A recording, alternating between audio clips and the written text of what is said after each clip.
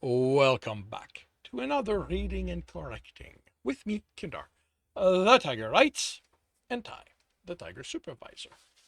These are where I read a chapter from one of my stories and correct it as I go.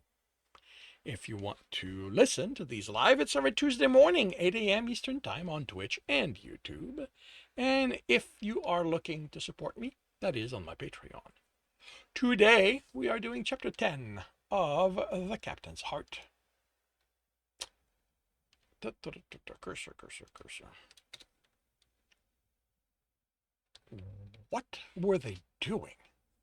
Gralgiran still saw the Earther staring at him, still felt a recognition in that smooth skin, the lack of a muzzle, and the patch of fur on top of the head that he had no way to explain.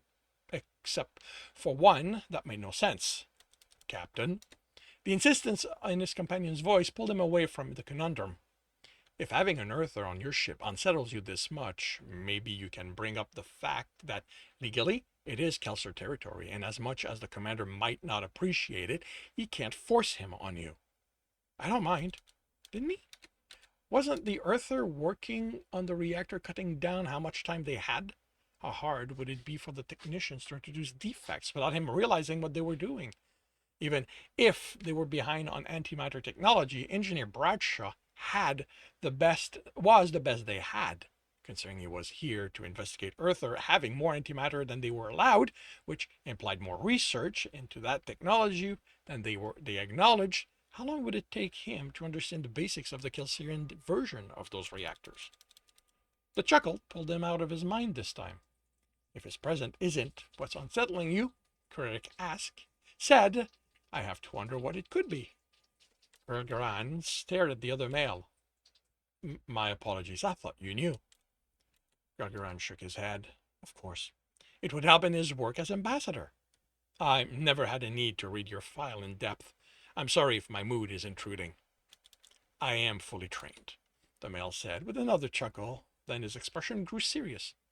If you want to talk about what's bothering you with someone not from your crew, we can detour to my quarters.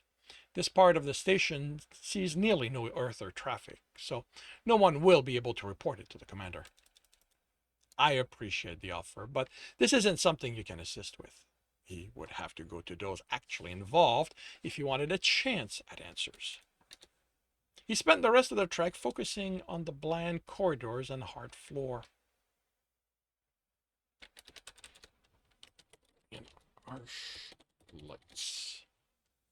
And harsh lights.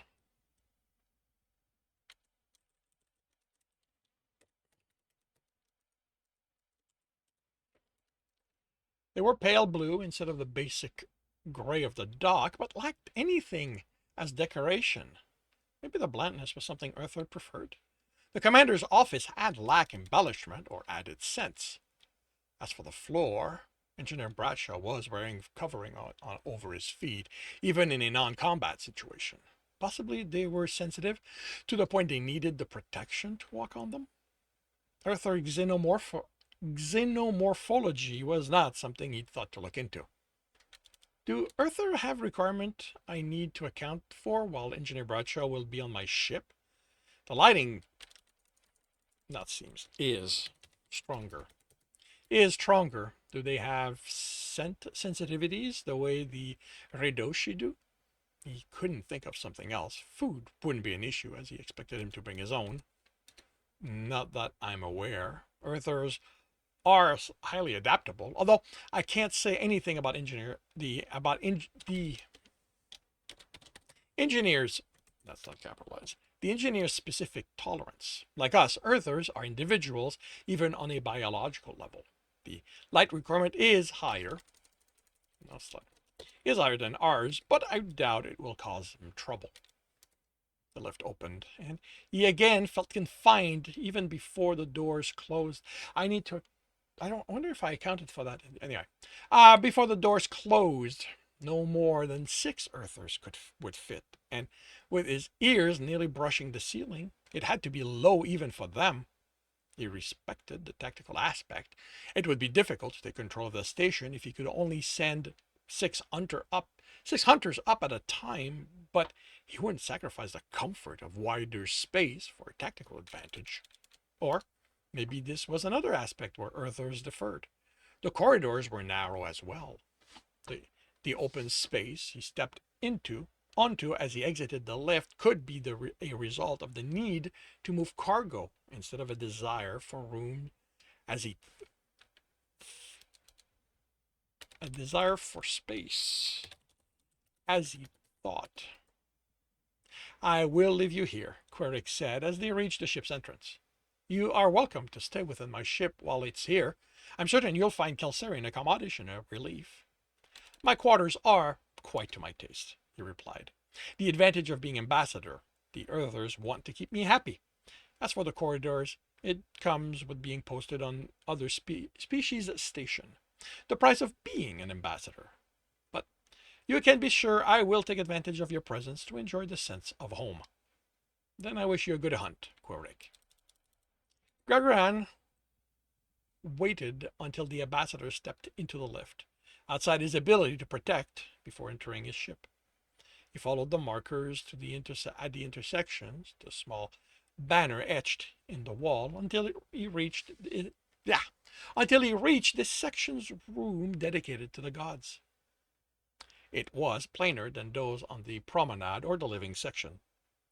Few people spent time in this part of the ship to add their offerings to the gods or show gratitude by decorating the walls around a banner. This time, he stopped before the red banner with the white line filling it, moving in all directions, straight at times, curved at others, turning this way and that without seeming reason. If properly done, there was only one line. It was possible for someone determined to find one end and trace it all the way to the other. After all, Jesbiliam always had a goal with what she did. It was simply that even the other gods rarely understood what it might be. So what hope did someone like him have? He placed a hand on the banner. What are you? He closed his muzzle and breathed. Making demands of a god, especially one of madness and inspiration, was asking for his life to become overly complicated. He might be wrong, and she would take offense. Even if he was right, she might not appreciate having her motivations questioned. That was one thing he had no hopes of understanding. Jesbiliam, grant me the inspiration to understand what it is I have felt, what it means, and what I am to do with such an impossibility. He kept himself from thinking the darker thoughts, those she would definitely take offense to while he was addressing her directly. As usual, that's going to be a different paragraph. As usual, nothing came. Or maybe it did. Maybe the stray wonder of what Earther's skin felt like came from her. It clearly was something mad to think about. He thanked her and headed for the door, pausing before the banner of his namesake. Pausing before the banner of his namesake, with the set of claws pressed against the throat. He placed his hand on it. Help me choose justly, in a manner that helps the most at the time and in times to come. He turned to face the room from the doorway. I remember you. Then he exited to address the next item that resulted from the meeting. Engineering no longer looked like a battle had taken place in it, although there was a scent that nearly caused him to sneeze hanging in the air. He watched the technicians work.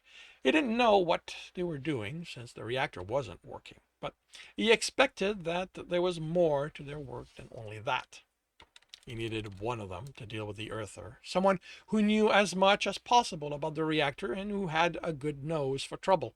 He wished he had the time to go over their files, but with the Earther coming in the morning, he couldn't afford the time. Okay, he wished he had the time to go. He couldn't afford the time.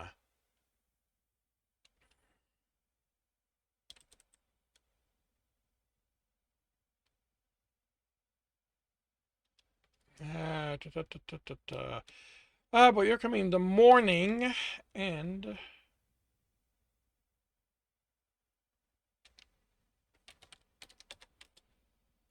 with his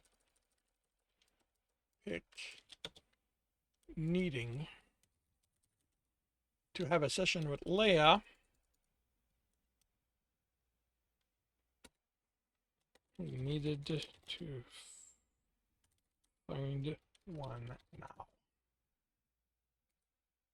The brindled fur technician approached him, and maybe he had received it. Oh boy.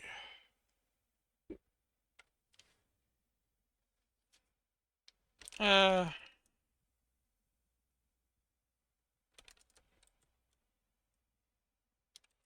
and maybe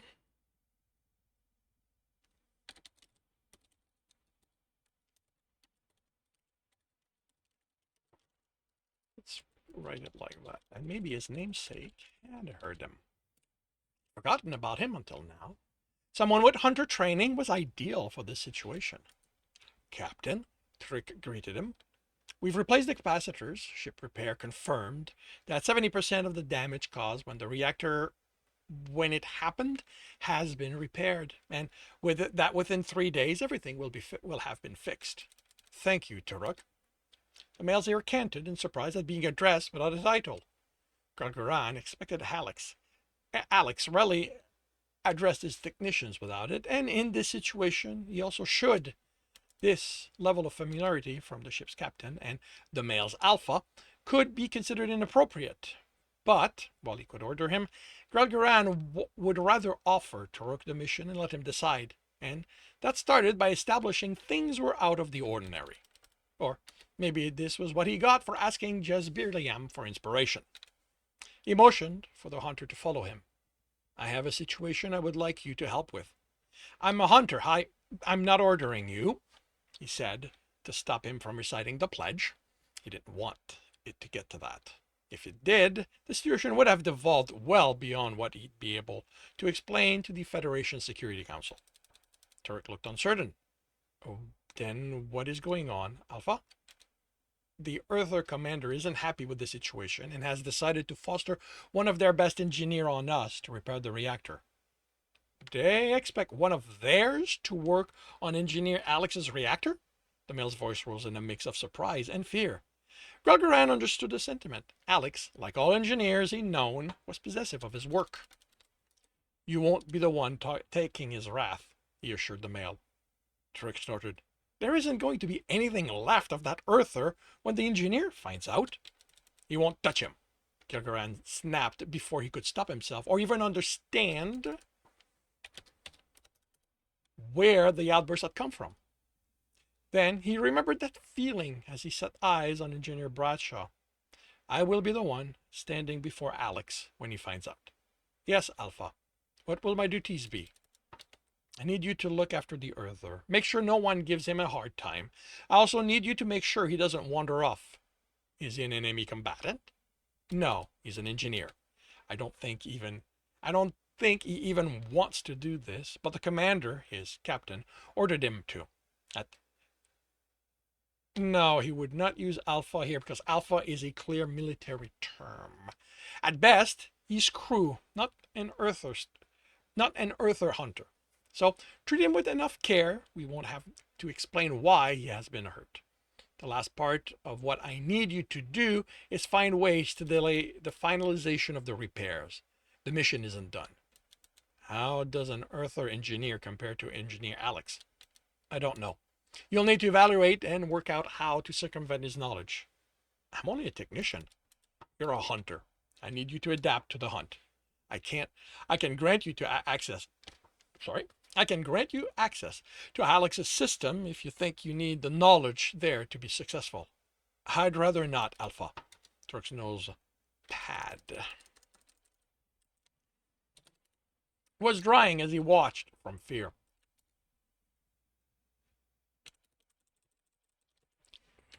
As he watched from fear. Gralgiran understood Alex was like a Sismilian mother protecting her young when it came to his reactor. Even the most determined hunter proceeded with care when confronting one. Then I'm counting on you to pull whatever information you need from the other technicians. You can let them know of the Earther and why he's here, but the hunt is on you and you alone. This isn't something to involve crew in. Understood? Yes, Alpha. He'll be here in the morning. If you can pass your current technician duties to someone else, do so. If not, finish as quickly as you safely can, then go see Counselor Leah for your first session of Earther. Yes, Alpha.